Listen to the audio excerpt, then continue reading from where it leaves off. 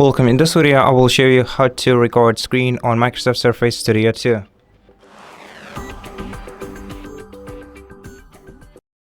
To start a screen recording, we can either use the print screen button under F8 and then select the side-facing camera icon to go to screen recording options, or you can also use the shortcut of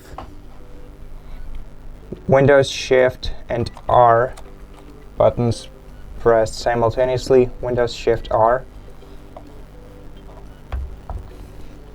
which will automatically select the side-facing camera and lets you go to the screen recording functions. And if we expand them, we'll be able to see that we can actually record screen in the rectangle version or window. So you can, if you want to record a single window, you can go with window option, otherwise choose rectangle and then use this crosshair to make the initial selection for your screen recording.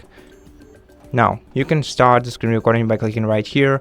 You can unmute your microphone by clicking right here and mute your system audio by clicking the following icon.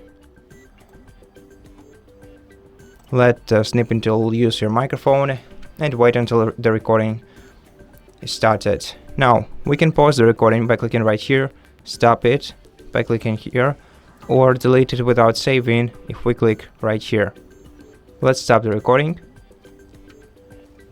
The full preview of the video will be opened on the screen, where we can trim the video, edit it in ClipChamp, and use other quick functions to edit the recording.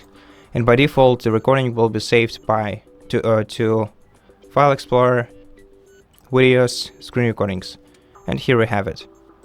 Thank you for watching this video. If it helped you, please consider subscribing to our channel, leave us a like and a comment below, and I'll see you in the next one.